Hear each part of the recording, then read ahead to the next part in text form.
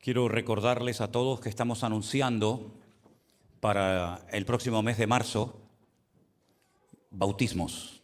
Si hay alguna persona entre nosotros que ya lleva algún tiempo que leyendo la Biblia te has dado cuenta por ti misma que tienes que poner en práctica en tu vida este mandamiento que el Señor nos ordenó, pues te hablas conmigo o también con Anderson se pueden hablar, y para el mes de marzo queremos organizar este culto de bautismos. Siempre lo hacemos juntos con los hermanos de la Iglesia del Puerto de la Cruz.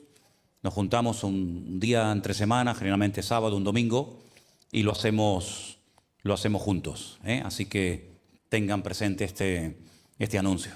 Quiero dar también la bienvenida a Raúl, que ha estado un tiempo en Alicante, y que ha venido hace ya unos días. Le damos un aplauso de bienvenida a Raúl a casa. Dios te bendiga. Bienvenido. Gloria a Dios. Y a todos ustedes, que el Señor les bendiga. Una vez más, muchas personas, muchos hermanos se han quedado fuera. No han podido venir hoy al culto, ¿eh? Ya pasó el domingo pasado y viene pasando todas las semanas debido al tema del aforo. Y eso que hoy hemos hecho una excepción y hemos metido un poquito más de la cuenta. Pero parece ser que hay buenas noticias. Parece ser que ya para el día 22 pasamos a la fase número 1 y ya el aforo se amplía mucho más. Así es que bueno, gracias a los que han sido fieles, gracias también a los que se han resignado al hecho de que a veces no podías venir a la iglesia. Esto es increíble, ¿eh? Toda la vida orando para que podamos traer gente nueva a la iglesia, para que la gente pierda el miedo de venir a una congregación como esta. Y ahora resulta que le tenemos que decir, no, ahora no puede. Ahora que quieren, ahora no puede. ¿Qué te parece? Pero bueno, estamos orando, de hecho estamos creyendo que dentro de poco vamos a poder juntar a muchos más hermanos, y mientras tanto valoramos y apreciamos el hecho de poder tener una vez más un domingo esta oportunidad de poder estar juntos en este lugar. Amén, hermanos. Dios les bendiga a todos. Vamos a orar y poner este tiempo para compartir la palabra de Dios en las manos del Señor. Este es el momento para oír atentamente lo que Dios tiene que enseñarnos. Podemos estar toda la vida hablando de Dios y de su palabra y siempre habrá algo que decir nuevo, siempre. Esa es la maravilla de la Biblia, que nunca nos cansaremos de leerla y de compartirla. Y por muchos mensajes que hayas oído y por muchos mensajes que yo haya dado, siempre el Señor habla a través de su palabra cuando queremos que Él nos hable. Cuando tenemos el corazón abierto y tenemos una buena actitud, el Señor siempre va a traer palabra a tu vida. Señor, te damos muchísimas gracias en esta tarde por esta oportunidad que nos das y privilegio de volver a estar reunidos en torno a tu presencia y en torno a tu palabra. Pedimos, Señor, que este tiempo en el que vamos a hablar de ella, tú nos abras la mente, el corazón, para que podamos estar atentos a lo que el Espíritu Santo hoy le dice a su iglesia. También oramos por los hermanos que están en casa, que no han podido venir, y otros hermanos que desde muchas partes del mundo están ahora atentos a escuchar y a recibir tu palabra. Que tu bendición nos alcance a todos y que tu Espíritu Santo haga una obra en nuestras vidas y que tú seas el único que te lleves toda la gloria y toda la honra en el nombre de Jesús. ¿Cuántos dicen amén? Amén. Gloria a Dios. El tema del cual quiero hablar en esta tarde es un tema que nos concierne a todos. Porque a lo largo de nuestra vida vamos a encontrarnos probablemente en muchas ocasiones en situaciones en las que vamos a tener que perdonar a alguien por algo que nos dijo, por algo que nos hizo, y al mismo tiempo vamos a tener que pedir perdón siempre a alguien, porque ninguno de los que estamos aquí, creo yo, somos perfectos. Y en algún momento tendremos que pedirle perdón a algún hermano, a la esposa, al marido, a algún amigo o a quien sea. Por eso digo que es un tema que nos concierne a todos y no es algo opcional. El tema del perdón, este es el tema. No es algo que Dios propone a la iglesia. Dice, bueno, reúnanse un día, hagan una especie de asamblea, una especie de votación, a ver si gana el tema del perdón o lo dejamos aparcado para otro día. No es una sugerencia, no es una propuesta, es una orden. Es una orden, es un imperativo de parte del Señor. No es que, bueno, es que no lo siento perdonar. Es que esto no tiene nada que ver con los sentimientos. Yo sé que hay muchos cristianos que lamentablemente se dejan llevar mucho por sus sentimientos, por sus emociones. Cuando sienten al orar, oran una barbaridad. Cuando no sienten, no oran nada. Cuando algo les pasa ahí adentro y les entra ganas de venir a la iglesia, vienen y después se pegan meses sin venir. Ahora tengo unas ganas tremendas de servir al Señor, mañana ninguna, ahora leo la Biblia, pasado la dejo. Es que la vida cristiana tú no la puedes basar en tus emociones, porque son cambiantes. Los sentimientos son pasajeros, son como la arena del mar, que sopla el viento y hoy está aquí, mañana está allá. La vida cristiana se vive en obediencia constante y permanente a Dios, a su palabra. Sienta o no sienta. ¿Cuántas veces he tenido que predicar con dolor de cabeza? Y mi carne me dice, quédate en casa, dile a Anderson o a cualquier hermano que comparta la palabra, porque hoy te duele un montón la cabeza. Y te pones a predicar y se te va el dolor de cabeza y después te pregunta a tu mujer o a alguien que sabía que te dolía la cabeza, oye, ¿cómo va la cabeza? Y, ay, mira, ni me acuerdo. La vida cristiana no son emociones, no son sentimientos, ¿sabes? No son visiones, ni revelaciones, ni ángeles que suben y ángeles que bajan. Es una vida de fe, es una vida de obediencia. No es fácil. No es fácil ser cristiano. Un buen cristiano, quiero decir. Cristianos del montón, hay todos los que quieras. Pero un cristiano maduro, firme, estable, equilibrado, cuesta y lleva años. Y yo animo a todos y a cada uno de ustedes a que luchen, a que se esfuercen cada día por servir a Dios, por crecer internamente y también externamente, ¿verdad? Claro, Dios nos ha creado con la capacidad de emocionarnos, con la capacidad de imaginarnos cosas, con la capacidad de tener sentimientos, pero a la hora de planificar y de organizar tu vida cristiana no puedes edificar sobre sentimientos, sobre emociones, porque un día estarás arriba y otro día estarás abajo. Y la vida cristiana es muy larga. No es venir a la iglesia un par de meses, un par de semanas. No, es una carrera de maratón, ¿sabes? Y todavía queda mucho camino por recorrer. Y si Dios lo permite, muchos años. Y por eso tenemos que basar todas nuestras decisiones y nuestra fe y nuestra vida cristiana en una relación sólida y estable que no depende de mi estado de ánimo, que no depende de cómo me siento, sino depende de quién soy y qué tengo en Dios. ¿Cuántos dicen amén? Vamos a ir, por favor, a Mateo capítulo 18. Es la misma porción que se ha leído en esta tarde. Si habéis prestado atención, es una historia que cuenta Jesús para enfatizar la importancia del perdón. Perdón que recibimos de Dios y perdón que tenemos que aplicar a la gente que en un momento determinado nos puede ofender. Pues dice Mateo capítulo 18 que el reino de los cielos, otra vez la típica frase, el reino de los cielos es semejante a, ¿verdad? Un rey que quiso hacer cuentas con sus siervos. Y comenzando a hacer cuentas, le fue presentado uno que le debía 10,000 talentos. Un talento, para que te hagas una idea, son aproximadamente 45 kilos. Así que ya sabes lo que es. 10,000 talentos multiplicas por 45 y es una fortuna incalculable. Es algo imposible de pagar. Es como si mañana te llega una carta del banco o de Hacienda o del gobierno y te dice, usted tiene una deuda acumulada de tantos cientos y miles de euros. Y por mucho que llores y patalees y te lleves las manos a la cabeza, tú nunca vas a poder pagar esa deuda. Ni siquiera los intereses. Pues esto es lo que le pasaba a este hombre de la parábola. Una deuda que se había ido acumulando y acumulando con el paso del tiempo y aquello era imposible de pagar totalmente. Entonces aquel siervo postrado le suplicaba diciendo, Señor, ten misericordia conmigo y yo te lo pagaré todo. Eso no se lo cree ni él. Eso no hay quien lo pague. Pero él le dice, ten misericordia de mí. El Señor de aquel siervo, movido a misericordia, le soltó y le perdonó toda la deuda. Gloria a Dios, qué alivio si mañana te llega del banco o de Hacienda o a quien le debas dinero. Todas sus deudas han sido canceladas. Usted no le debe absolutamente ni un centavo a nadie. ¿A cuánto le gustaría recibir esa carta mañana? Ahí va unos cuantos, ¿eh? Bueno, sale de la audiencia del rey, contento, feliz, ya no le debo nada al rey, ya soy libre, puedo dormir en paz. Bueno, vamos a ver cómo reaccionó este hombre. Entonces su consiervo, postrándose a sus pies, le rogaba diciendo, ten paciencia. Pero saliendo aquel siervo halló a uno de sus consiervos que le debía 100 denarios, nada. 10,000 le debía aquel talentos y este le debe 100 denarios, nada, una minudencia. Y haciendo de él, le ahogaba diciendo, págame lo que me debes.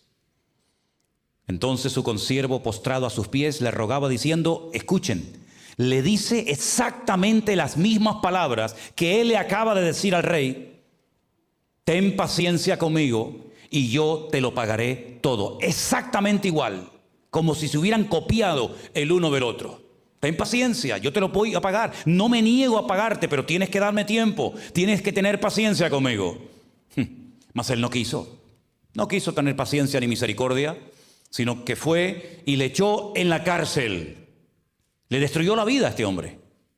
Le destruyó la vida para siempre, hasta que pagase la deuda.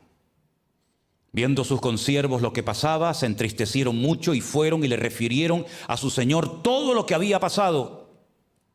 Entonces llamándole su señor le dijo, siervo malvado eres. Toda aquella deuda te perdoné porque me rogaste. ¿No debías tú también tener misericordia con tu consiervo como yo tuve misericordia de ti? Actúa con los demás exactamente igual que yo actué contigo, ¿verdad? Tratar a los demás como Dios nos ha tratado a nosotros. Entonces su señor enojado le entregó a los verdugos hasta que pagase todo lo que debía. Ahora sí te vas a enterar. Se acabó la misericordia, se acabó la gracia. Ahora vas a pagar todo lo que me debes y de aquí no sales. Así también esta es la conclusión de esta historia. Esta historia apunta a esta moraleja, a esta historia. Así también mi Padre Celestial hará con vosotros si no perdonáis de todo corazón a cada uno, a su hermano, sus ofensas. Interesante historia, ¿verdad? La hemos leído hoy 2 veces para recalcar la importancia de no tener problemas a la hora de pedir perdón o a la hora de perdonar a alguien. Y repito, esto es algo que tarde o temprano, si no es hoy, será mañana, y si no, más adelante, tarde o temprano, todos y cada uno de nosotros tendremos que perdonar a alguien o tendremos que pedirle perdón a alguien. Y este mensaje, atesóralo, guárdalo en tu corazón, porque cuando llegue el momento, tienes que ponerlo en práctica. Porque este no es un mensaje para hacerles reír. Este no es un mensaje que he preparado y estoy dándole a ustedes esta tarde porque no tengo otra cosa que hacer en la vida que venir aquí a entretenerle a usted. Este es un mensaje que viene de parte de Dios y tiene una base y un fundamento bíblico. Porque la vida es muy larga y por muy cristianos que seamos, por muy pastores que seamos y por mucho tiempo que llevemos en los caminos del Señor, tarde o temprano ocurrirán situaciones en nuestra vida, a veces entre hermanos, en los que tendremos que sentarnos y hablar y arreglar las cosas y perdonarnos o pedirle perdón a alguien. Y espero que cuando llegue ese momento no te cueste, sino que hayas aprendido la lección y te recuerdes todo lo que hoy vamos a estar aquí compartiendo a partir de este momento. La palabra perdonar, si os dais cuenta al principio, tiene un prefijo, per. Y ese prefijo indica una acción completa y total. ¿Qué significa esto? El perdón bíblico, el perdón de la Biblia, el perdón real, no es un perdón de, bueno, te perdono una parte y mañana seguimos hablando. O perdonas o no perdonas. O lo haces bien o mejor no hagas nada. Pero también tiene que ver con la palabra donare, que significa regalar. El perdón no se gana. La gente no tiene que agradarnos, hacernos regalos o tratarnos bien o portarse bien con nosotros para decir, bueno, a ti sí te perdono porque me haces la pelota y a ti no te perdono porque me caes mal. Una persona que actúa así no ha entendido el evangelio, no ha entendido nada. El perdón no es selectivo, a ti sí y a ti no. Ahora sí y mañana no. El perdón tiene que ser total y completo, y si no, mejor que no lo hagas. Mejor ora, busca a Dios, que te hable, siéntense, hablen y tomen decisiones. Pero el perdón no es parcial, es total y absoluto. Exactamente igual que el perdón que Dios aplicó a nuestra vida. ¿Cuántos pecados te ha perdonado a ti Dios? el día que le pediste perdón, el día que alguien te predicó el evangelio, el día que te quisiste convertir a Cristo y le pediste perdón por toda la basura y por todos los pecados que habíamos cometido y los errores y todas las barbaridades que hicimos antes de conocerle a Él, ese día, ¿cuántos pecados te perdonó Dios? ¿Una parte? ¿La mitad? ¿3/4 partes? ¿1? Los perdonó todos. Absolutamente todos. No dijo, bueno, mañana vente y arreglamos aquello del año pasado. Y dentro de 15 días, vete preparándote, que tenemos que arreglar aquello que pasó en aquella situación. Dios no actúa así. Dios perdona totalmente, no perdona a plazos, perdona completamente a la persona. Pero Él además tiene una característica que ninguno de nosotros tenemos, y es que Él perdona y olvida. Y usted dirá, pero ¿no es bueno olvidar? Algunas cosas sí y otras no. Me explico. Si alguien te hace algo y te ofende, si alguien te insultó, si alguien te humilló, si alguien te trató mal y te pide perdón y tú lo perdonas, tú cuando quieras podrás recordar la ofensa, la palabra que te hizo. No se produce una amnesia. No es que yo perdono y ya nunca más me acuerdo de lo que tú me hiciste. No, yo cuando quiera lo recuerdo cuando quiera. Lo que pasa es que ese recuerdo no me domina. Ese recuerdo no me quita el sueño. Ese recuerdo no es una espina clavada en mi corazón que no me deja vivir, sino es un recuerdo que es algo que yo puedo recordar en cualquier momento, pero lo he perdonado y es como una especie de herida cicatrizada. ¿Cuántos de los que están aquí tienen alguna cicatriz? Yo tengo algunas cuantas, Yo tengo algunas cuantas. Y cuando me las miro, sé cuándo fue, y dónde fue, y cómo fue. Me acuerdo que un día, subiendo una escalera, llevaba una bolsa llena de botellas de agua. Vivía en Las Palmas de Gran Canaria, y en Las Palmas hay un agua que se llama agua de Firgas. Y tienen gas. Y yo iba por la calle moviendo las botellas. Y hay un momento que me explotaron las botellas. Y tengo aquí 4 o 5 cicatrices en la mano que se me quedaron de aquella vez que me caí cuando me explotaron las botellas de agua. Pero no me duelen las cicatrices. Cuando la miro digo, esta fue en tal sitio, esta fue en otro sitio. Tengo 8 puntos aquí en la ceja derecha. Me caí en Venezuela de un muro. Me encantaba subir a las alturas. Como no tengo vértigo, me gustaba como los gatos subirme, y el problema es que después no sabía cómo bajar. Entonces tropecé, me caí así con la cabeza para abajo. Si hubiera sido una cabra me hubiera partido un cuerno y me tuvieron que dar 8 puntos en la ceja. Al poco tiempo me volví a caer y me dieron otros puntos en la misma ceja. Y tengo una cicatriz. No me duele, pero cuando quiera la puedo ver y puedo recordar cuándo y dónde fue. Y lo que me hizo llorar y lo que sufrí. Y eso es lo que ocurre cuando tú perdonas a una persona. Puedes recordar la humillación, el insulto, el mal gesto, la mala palabra, pero ya no te afecta. Ya está superado. ¿Y cómo lo he superado? Por el amor de Cristo. Porque estoy aplicándole a esa persona el mismo trato que Dios hizo conmigo. Y Dios no me perdonó porque yo le caía bien. Dios no me perdonó porque yo me merecía que me perdonara. No, Dios me perdonó por misericordia, por amor y por su gracia, y no por ningún mérito. Y cuando yo perdono a una persona no es porque tal vez se lo merezca, porque a veces hay gente que me dice, pero es que no se merece que le perdone. Bueno, puede ser que tengas razón, pero el perdón no es porque se lo merezca o se lo deje de merecer.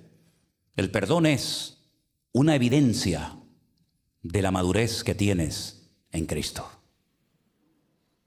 ¿No tenía miles de motivos el Señor para maldecir o para proferir palabras duras desde la cruz donde lo estaban clavando sus verdugos?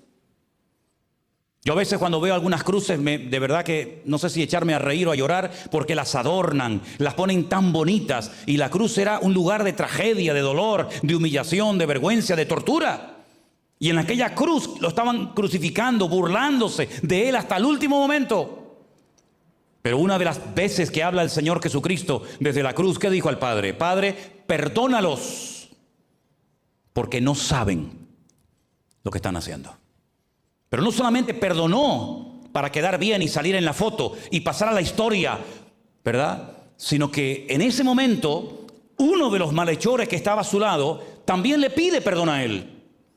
Y le podía haber dicho, ahora pides perdón, ahora te acuerdas de Dios, has hecho una vida de un desorden total y absoluto, y ahora que sabes que vas a morir y a presentarte ante mi Padre, a rendirle cuenta, ahora te arrepientes, ahora me buscas, pues ahora ahí te quedas. El Señor que le dijo: hoy estarás conmigo en el paraíso. El paraíso, lo que perdió Adán y Eva, la vida eterna, el lugar más hermoso en la presencia del Señor, se lo dio gratuitamente a una persona porque de verdad, de todo corazón se arrepintió y le pidió perdón al Señor. ¿Cuántos dicen amén? El perdón es algo que marca una diferencia, ¿sabe? El perdón tiene un poder que libera la bendición como ni te imaginas. Hay personas que están amargadas, que no viven, que lo pasan mal, que no duermen, que no descansan y transmiten su dolor y su amargura a sus hijos y a sus nietos. Y cuando indagas y hablas con esa persona, lo que tiene es un dolor, una herida, que aunque le haya pasado eso hace 20 años o más, todavía lo recuerdan como si hubiera sido hace media hora. Y están amargados y enferman. Y hay gente que está enferma del alma, porque se enfatiza mucho las enfermedades, ¿verdad?, de la mente y las enfermedades del cuerpo. Pero la Biblia habla mucho de las enfermedades del alma. Y hay gente que cuando los miras a la cara dice: este está enfermo de su alma. Y hace años en esta iglesia di una lista enorme de 20 o 30 enfermedades según la Biblia, que son de un alma herida, de emociones rotas, de heridas abiertas que siguen supurando y no se han cicatrizado por el bálsamo de la presencia de Dios. Por eso yo digo que el perdón es liberador. Te quitas un peso de encima impresionante, aunque no se lo merezca la persona. Y a veces no hace falta ni que venga a pedirte perdón, sino ya en tu corazón tú ya le has perdonado. Venga o no venga. Venga con una sonrisa sarcástica en su rostro o venga realmente humillado, te da igual. Tú no dependes de la reacción del otro, sino tú dependes de tu relación con Dios. Tú no puedes edificar tu presente y tu futuro en base a cómo te traten los demás. Si esa persona sigue maltratándote, sigue humillándote, sigue criticándote, sigue calumniándote, allá él. Ese no es mi problema. Como dijo alguien, no podemos evitar que los pájaros vuelen por encima de nuestras cabezas. ¿Quién puede evitar eso? Nadie. Pero sí podemos evitar que te haga un nido en la cabeza, ¿sí o no?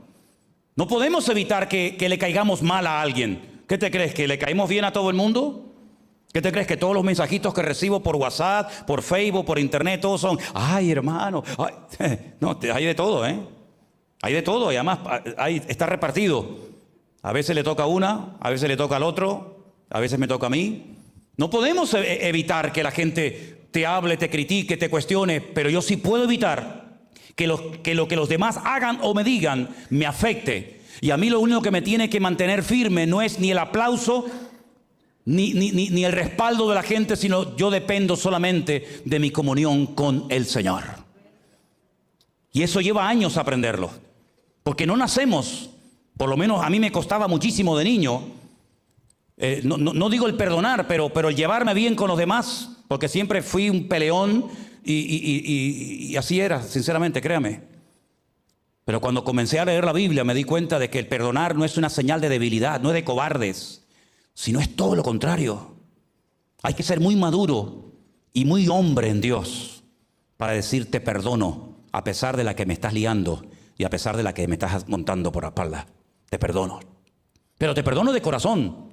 No te perdono por quedar bien y decir: ay, mira qué bueno es. No. Te perdono porque por la gracia de Dios puedo hacerlo, porque si fuera en la carne me volvería aquello de ojo por ojo y diente por diente. Pero en el Nuevo Testamento Cristo dice: hasta si tu enemigo te pide agua, dásela.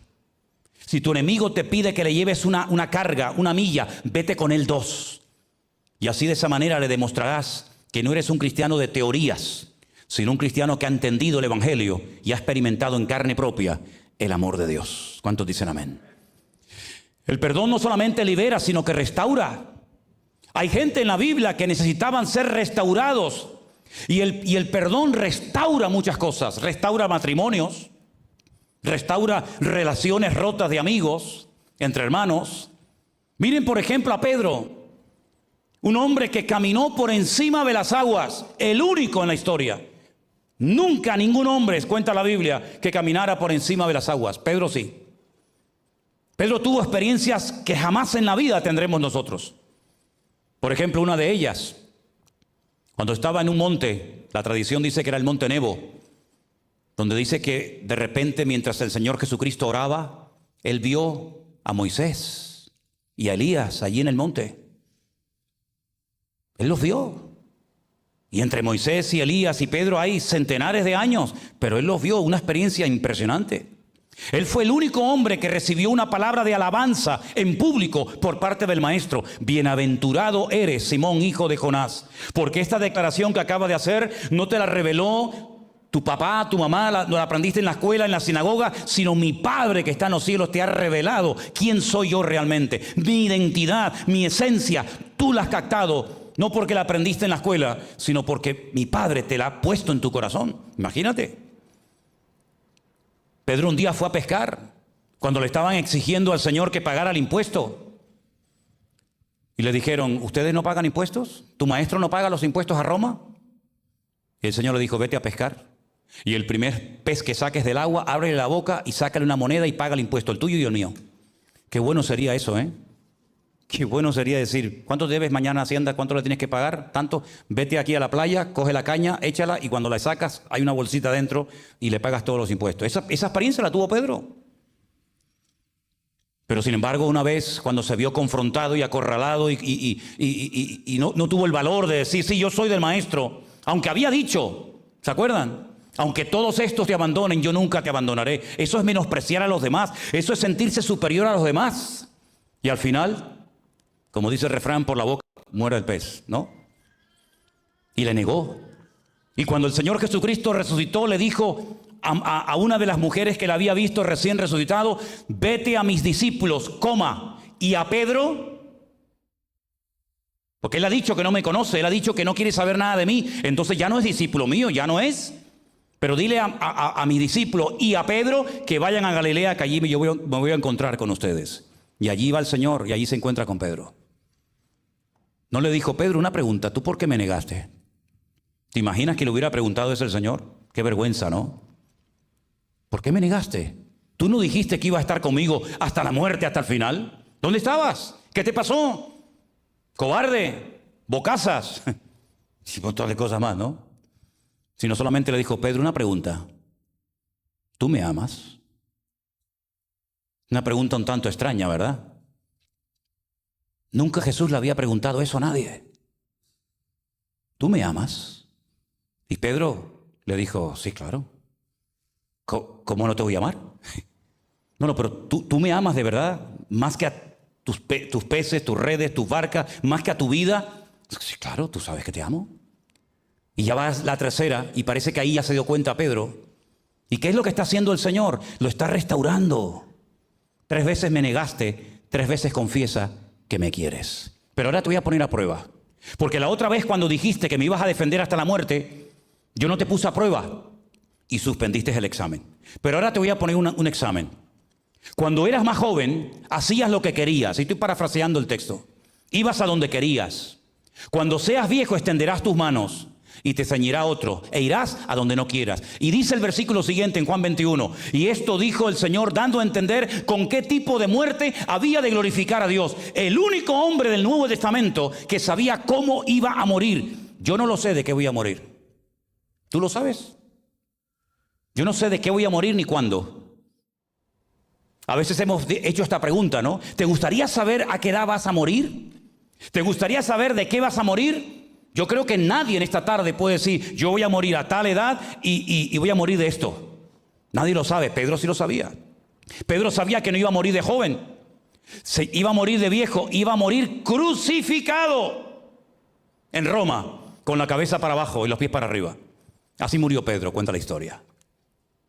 Y el Señor lo tuvo que restaurar, porque si tu corazón no está sanado 100%, y si tú no has sido restaurado por el perdón de Dios, tú nunca podrás ser usado en la obra y en el reino de Dios. Porque no hay nada peor que una persona herida que quiera dar a entender que todo va bien, que lo tiene todo superado, pero tócale la herida para que veas cómo salta. Y el Señor no quiere que tú seas una persona, seas hombre, seas mujer, lleves poco tiempo en los caminos del Señor o lleves toda tu vida, me da igual. El Señor no quiere que tú estés hecho polvo, aunque vengas a esta iglesia o a otra o a ninguna. El Señor quiere sanar tu corazón en el día de hoy.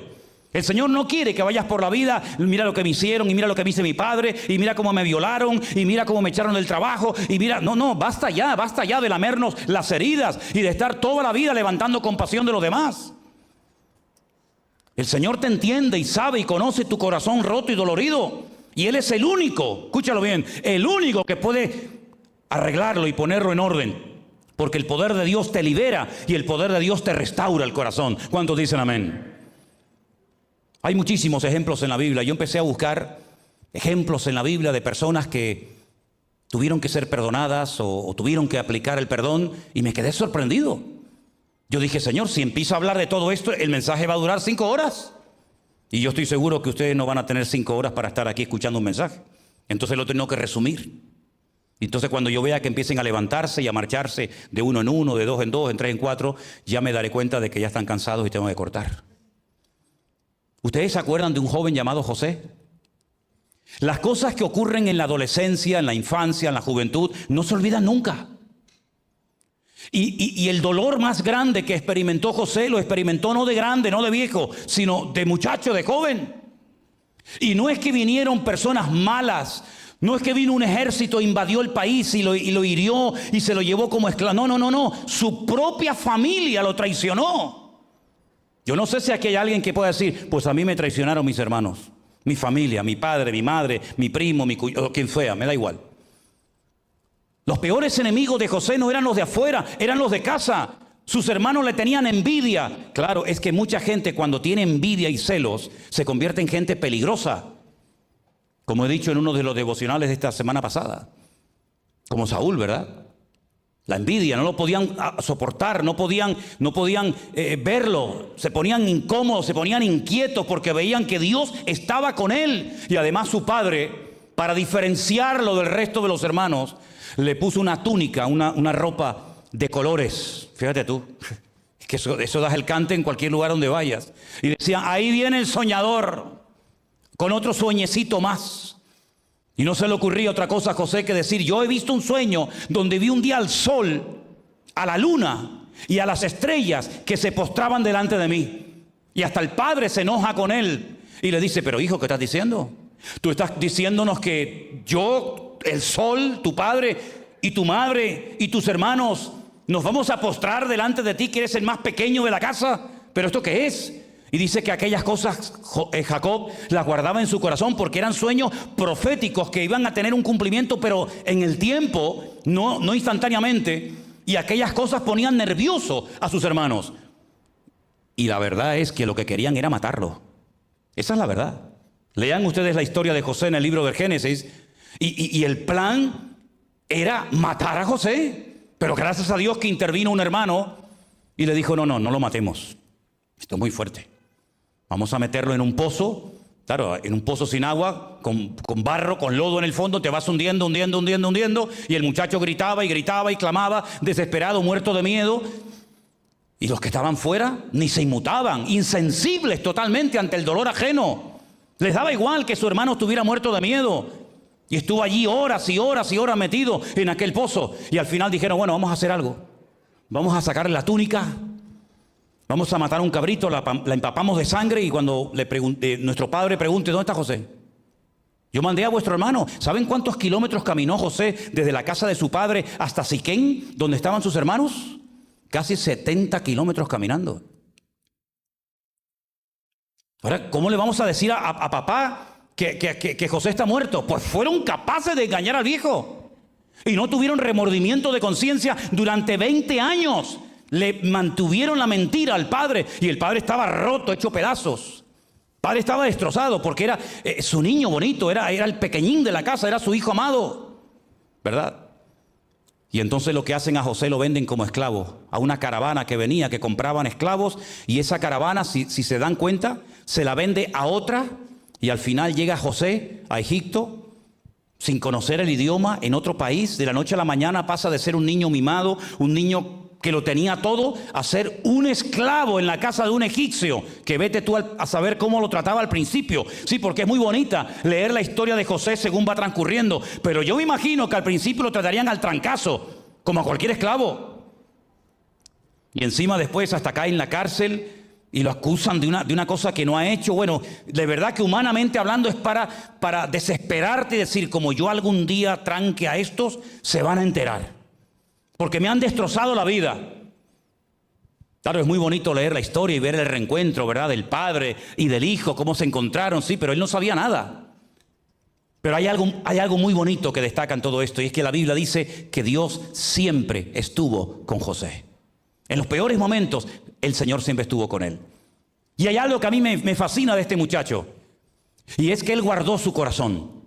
Porque cuando ya se produce el reencuentro, que tuvo que ser espectacular. A mí siempre he pensado cómo me hubiese gustado a mí ver la cara de Jacob cuando abraza a su hijo José después de largos años de pensar que está muerto, y al final resulta que le cuentan la verdad y José no estaba muerto, José estaba vivo, y no solamente vivo, sino próspero, bendecido y un hombre tremendamente poderoso en Egipto y en el mundo entero. Tuvo que ser un encuentro realmente espectacular, como espectacular tuvo que ser el encuentro de un hijo recién resucitado, todavía con sus heridas abiertas, que se presenta delante del Padre y le dice: Padre, he hecho todo lo que tú me mandaste, aquí estoy. Y la Biblia nos enseña que cuando Jacob con 147 años muere, y Jacob ha pedido que lo entierren en Canaán, allí se va todo el séquito, se va José, se van sus hermanos, y cuando vuelven de enterrar al viejo, se paran en el camino al lado de un pozo. ¿Sabes qué pozo era? Te lo imaginas ya, ¿verdad? ¿Sabes qué pozo era, no? Me imagino que José se paró al lado del pozo, miró así, y habrán dicho los hermanos: madre mía la que se nos viene encima. En este pozo metimos a nuestro hermano hace 22 años. No le echamos una mano, nos reíamos de él. Nos pidió misericordia y no la tuvimos. Y ahora nuestra vida está en las manos de nuestro hermano, porque es el hombre después del faraón más poderoso de la tierra. Con un chasquido de dedos nos machaca a todos. Y José mira la cara de sus hermanos y les dice: no tengan miedo, tranquilos. No fueron ustedes los que me vendieron a Egipto. Fue mi Dios el que me trajo aquí para salvarles a ustedes. Así que tranquilos. Y se dieron un abrazo y fue algo realmente espectacular. ¿Quién hace eso? Solamente una persona madura que conoce el corazón de Dios y que con el perdón y la misericordia con la que ha sido tratado es capaz de comportarse con misericordia y con perdón con sus hermanos. ¿Cuántos dicen amén? Es una historia realmente espectacular. Y se restauran relaciones y la familia vuelve a estar unida, y José ve los sueños cumplidos y ve todo aquello que soñó cuando era joven, lo vio cumplido. Pero la llave que iba a hacer que José se mantuviera en el trono bendecido y con la paz en su corazón fue que guardó su corazón del odio, del resentimiento y de la amargura. Y cuando llegó el momento de demostrar su verdadera madurez, no delante de Dios, que ya se suponía, sino delante del hombre, él fue capaz de perdonar, porque un verdadero cristiano no se demuestra en la iglesia, sino se demuestra ante la adversidad, ante la lucha. Y cuando llega el momento de decir te perdono, ahí se demuestra si realmente es Cristo el que está viviendo en ti o todavía queda mucha carne viva ahí adentro de ese corazón. Tremendo, ¿verdad? Su papá, cuando él era niño, hizo algo que a José se le quedó grabado. Yo tengo esa impresión y tengo ese convencimiento. Su papá, Jacob, aquel que estaba peleando desde el vientre de su madre, agarrándole del calcañar a su hermano gemelo Esaú. Dice la Biblia que Le compró la primogenitura a su tío, a su hermano Esaú. Y Esaú lo quería matar. Y tiene que huir la misma cantidad de años con Labán que estuvo José con Potifar y con el faraón en Egipto. ¡Qué tremendo! Se vuelve a repetir la historia. Los mismos años que estuvo en el destierro Jacob en casa de Labán, siendo tratado y machacado por las circunstancias de la vida, es exactamente el mismo número de tiempo y de años que estuvo José siendo tratado en Egipto. Igual. Pero hay un momento en el que Jacob decide volver a la casa y él sabe que Esaú está vivo. Él sabe que Esaú lo odia. Y él sabe que llegará el momento, tarde o temprano, en el que tendrán que arreglar las situaciones. ¿Qué es lo que hace Jacob? Muerto de miedo, divide a toda su familia en varios campamentos. Es tremendo esto, ¿eh? Dice, bueno, hago un campamento delante, después pongo a unos cuantos kilómetros el segundo y yo voy en el tercero. Si matan a las primeras personas, bueno, y después al segundo, por lo menos a mí me dará tiempo de huir y salir corriendo. Así era Jacob. Es increíble. Y le llega la noticia, tu hermano se ha enterado de que estás regresando de casa de Labán. Y no viene solo, viene con 400 hombres armados hasta los dientes. Jacob se muere de miedo. Jacob dice, voy a tirar por tierra en media hora lo que me ha costado 20 años conseguir. Mis hijos, mis esposas, mi ganado, mis animales, mi patrimonio. Y entonces dice que se pone a orar. Y esa noche tiene un encuentro que le cambió la vida, por dentro y por fuera. Por fuera el Señor le cambió el nombre de Jacob a Israel. Se quedó cojo toda la vida, pero por dentro el Señor hizo una obra en él espectacular. Y cuando se reúne con Jacob y Esaú, dice la Biblia que los dos se besaron. Y hubo reconciliación y hubo perdón. ¿Y sabes quién estaba allí? Como un niño pequeño. José. Y José, mirando al tío y mirando al papá, aprendió el poder del perdón. Y por eso cuando él es grande en Egipto, él es capaz de perdonar a sus hermanos, como tiempo atrás su papá fue capaz de perdonar o de pedirse perdón mutuamente los hermanos que se odiaban a muerte y que no eran capaces de convivir juntos el uno con el otro.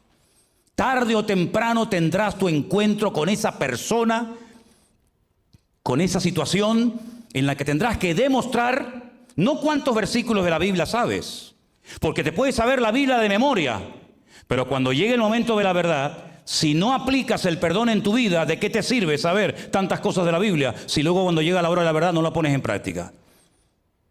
Llegará el momento en el que tendremos que poner en práctica aquella oración que aprendimos cuando éramos niños. ¿Os acordáis? Vamos a leerla en Mateo capítulo 6.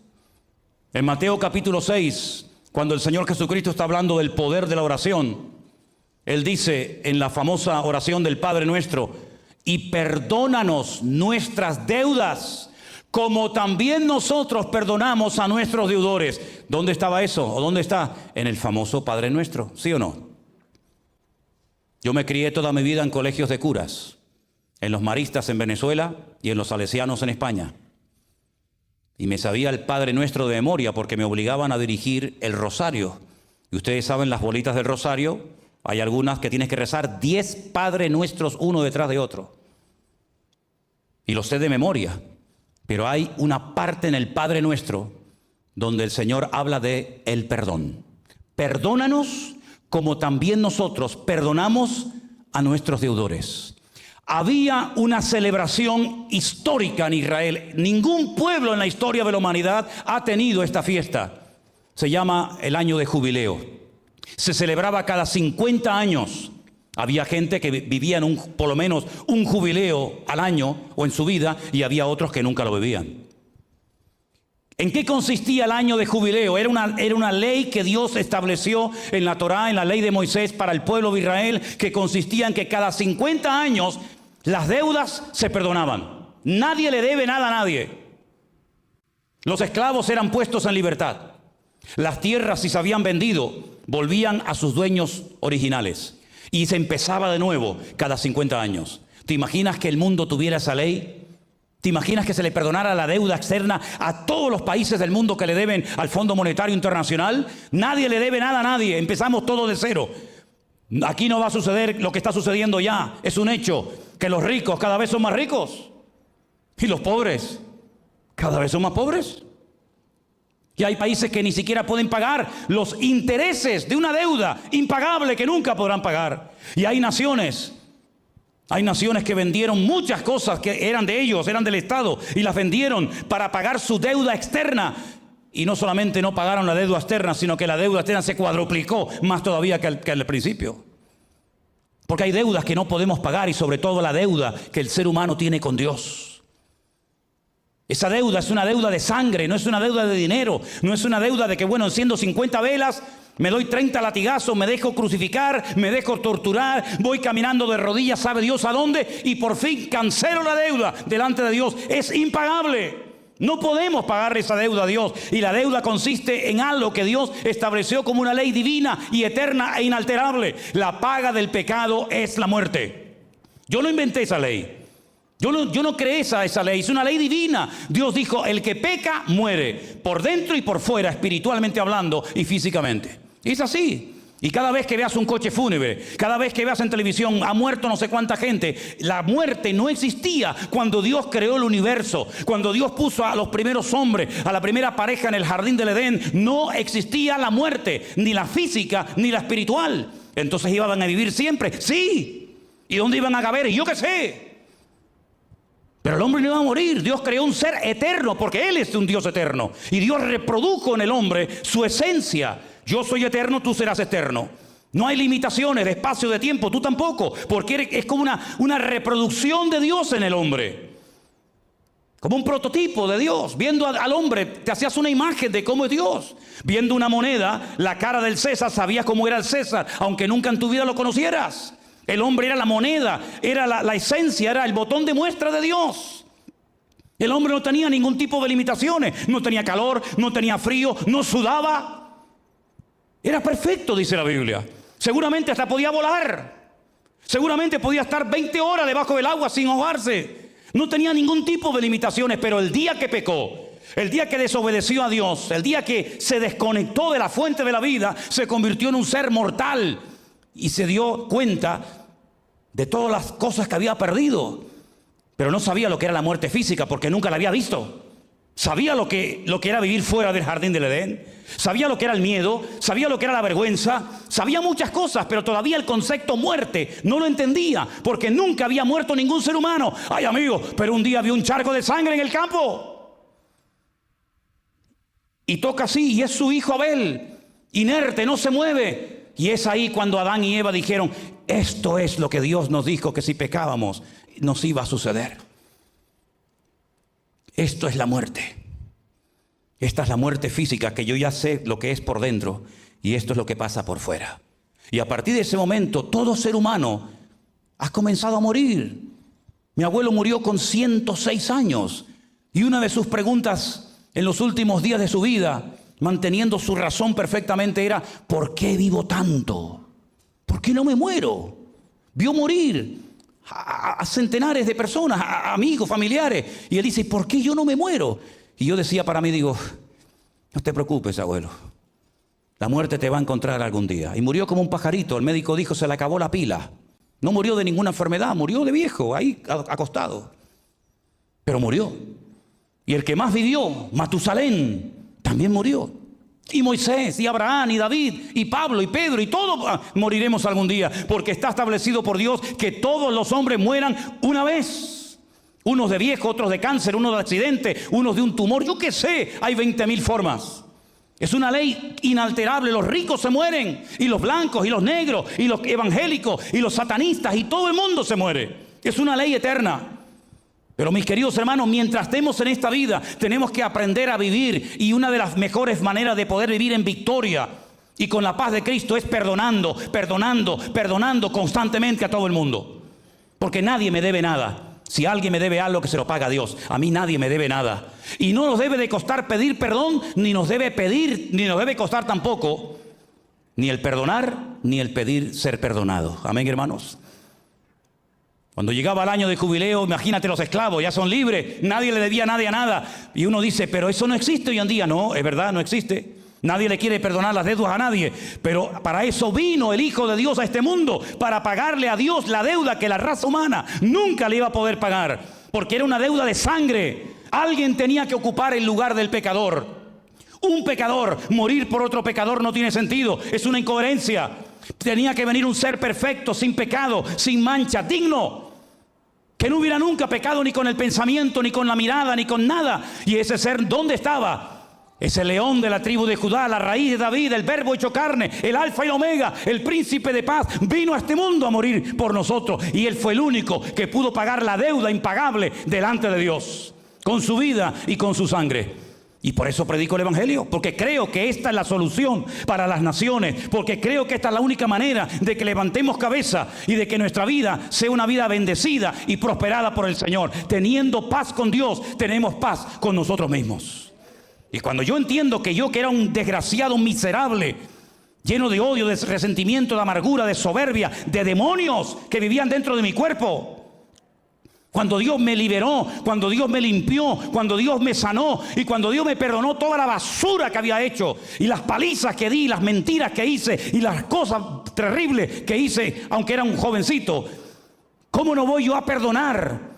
Si dice la Biblia que aquel hombre que fue perdonado una deuda tremenda, ¿cómo va a salir afuera a coger por el cuello a una persona y decirle, me vas a pagar hasta el último cuadrante, si te acaban de perdonar a ti una fortuna que nunca pagarías tú ni toda tu familia? Y eso es lo que Dios quiere de nosotros, un evangelio práctico. Claro, hay gente que lo que quiere es un evangelio de dame, que Dios me bendiga, que Dios me dé. Sí, no, Dios te va a dar, no te preocupes. Pero sobre todas las cosas recuerda que llegará el momento en el que vamos a tener que pasar de la teoría a la práctica. Porque aquí no se vive la vida cristiana, aquí no hay tentaciones, aquí no hay problemas, no hay malas palabras, no hay un mal ambiente. Pero es allá afuera, en esa selva, en esa jungla de envidia, de celos, de soberbia, es allá afuera donde vamos a tener que demostrar si verdaderamente hemos entendido el Evangelio o no lo hemos entendido. Y quiero poner un último ejemplo. Tengo docenas de ejemplos. Llevo toda la semana estudiando esto. Me sé de memoria todo lo que tengo que decir. Pero quiero poner un último ejemplo. Una mujer que la sorprendieron, dice la Biblia, en el mismo acto de adulterio. Te pillaron con las manos en la masa. Ay, amiga. Pero que yo sepa, para cometer adulterio hace falta dos. Si la sorprendieron, dice la Biblia, en el mismo acto de adulterio, acostándose con un hombre que no era su marido, ¿por qué no trajeron a los dos? ¿Por qué la traen solamente a ella? Hipócritas, que vienen de religiosos y de niños buenos. Nuestra ley dice que a estas mujeres hay que matarlas a pedrada. Sí, a los hombres también. ¿Y dónde está el hombre? Porque es muy fácil siempre señalar a los demás. Es que no me aman, es que mira lo malo que son. Sí, eso ya lo sabemos. Eso se llama en psicología proyección. Siempre justificándonos a nosotros, echándole el muerto a los demás. Ya lo hizo Esaú, ¿se acuerdan? Ya lo hizo Esaú y tantos personajes de la Biblia. Eso es lo que aprendemos desde niño. ¿Quién pintó la pared? Yo no fui. No fue Juan, no, Pepito. Y no sabes quién pintó la pared. Y eso se va cultivando y se va desarrollando con el paso del tiempo. Y somos expertos y nos hacemos artistas de Hollywood, ¿verdad? Y siempre, no, es el diablo. No, es que fue el pastor. No, es que fue mi mujer. No, es que fue el gobierno. Y siempre hay algo menos tú. Tú no rompes nunca un plato. Y ahora viene una mujer y le dicen, nuestra ley dice que hay que matarlas, como si Jesús no supiera la ley cuando Él la mandó a escribir. Y Jesús dijo, vale, muy bien. Veo que la ley, la letra, la saben, vamos, de memoria. Pero vamos a hacer algo. Vamos a profundizar en la letra, si les parece. Porque ustedes siempre están nadando por la superficie. La ley dice esto, sí, pero vamos a ir al espíritu de la letra. Que eso no lo saben hacer. Yo se los voy a enseñar. Detrás de esta ley hay un principio fundamental. La ley es tan exigente porque la ley de Dios es perfecta. Y para poder cumplirla uno tiene que estar en perfección. Si tú no eres perfecto, ni se te ocurra vivir bajo la ley, porque vas a hacer el ridículo, como muchos lo están haciendo ya. Querer someterte a los designios y a las exigencias de la ley es querer decirle a Dios, yo puedo cumplir con una palabra perfecta que nadie ha podido cumplir. Así que vamos a profundizar en el espíritu de la letra. El que de vosotros esté sin pecado, Porque para matar a una persona, no veas cómo tienes que estar tú. El que esté de vosotros sin pecado, sea el primero en arrojar la primera piedra contra ella. Y dice el Señor que el Señor se agachó y comenzó a escribir con su dedo en la tierra. Y dice en el Antiguo Testamento que todos los blasfemos y todos los pecadores y todos los que se apartan de los caminos del Señor, sus nombres serán escritos en la tierra. ¿Sabías eso? El nombre de los hijos de Dios está escrito en el libro de la vida. Y su palabra fue escrita en piedras para que el viento y la erosión del tiempo no la cambie. Pero el nombre de los pecadores sería escrito en tierra, como diciendo, después de ellos no queda nada. Y el Señor comenzó a escribir en tierra. Vete tú a saber los nombres que estaba escribiendo en tierra. Y comenzaron todos a mirar y decían, uy, ¿ese soy yo? Y el otro, mira, tú no eres Simón, mira, Simón. ¿Y tú cómo te llamas? Yo, Zacarías, mira. Escribió Zacarías. Y dice que desde el más grande hasta el más pequeño tiraban la piedra al suelo, daban media vuelta y decían, uf, me descubrieron. Tú que estás acusando a esta, ¿sabes tú si tú fuiste el primero en acostarte con ella? ¿Sabe Dios si lo que quieres es que la matemos para que no cante y se chiva tu mujer de que te has acostado con ella? Porque como dice el refrán, muerto el perro se acaba la rabia, ¿no? Como David dijo, matemos al marido y así nadie se entera de lo que he hecho. Ya. No se enteran aquí, pero allí se han enterado de todo. Cuando ya no hay nadie, le dice el Señor, levántate, vete y no peques más. Y el Señor la perdonó. Pero el requisito que le pidió solamente el Señor a esta mujer es que vete y no vuelvas a pecar otra vez. Como también se lo dijo al paralítico de Betesda, vete, no peques más para que no te venga una cosa peor encima. Porque el único pecado que Dios no perdona, ¿sabéis cuál es? Se ha dicho tanto sobre esto, y tantos libros y tanta teología. Yo les voy a decir claramente cuál es el único pecado que Dios no perdona. El único pecado que Dios no perdona es el que no se le pide perdón a Dios. Dios no perdona al que no quiere ser perdonado. Dios no perdona al que no quiere arrepentirse. Ese es el único pecado que Dios no perdona. Al que está endurecido, arrogante, soberbio, entronizado en su ego y no quiere pedir perdón, a ese no se le perdonan sus pecados. Pero al quebrantado y humilde de corazón, como esa canción hermosa que se ha cantado esta tarde, a ese Dios lo bendice, lo restaura, lo cambia, lo transforma. Porque la palabra quebrantado, ¿sabe de dónde viene? Cuando se iba a una cantera y se sacaba un bloque de piedra y se le daba forma cuadrada, rectangular o de cualquier otra forma para hacer un edificio, una casa, una sinagoga o lo que fuera. Ese proceso de corte, ese proceso de diseñar esa piedra se le llamaba quebrantamiento. Y eso es lo que Dios quiere hacer en nuestra vida, quebrantar nuestro corazón para que cuando el Señor te diga, ese hombre eres tú, caigas rostro a tierra, Salmo 51, y digas, Señor, perdóname, límpiame, y entonces enseñaré a los transgresores tus caminos. Cierra tus ojos en esta tarde ahí donde estás. Y ahora viene tu parte. Yo ya terminé la mía. Ahora viene la tuya. ¿A quién le tienes que pedir perdón? ¿A quién tienes que llamar, escribir, visitar,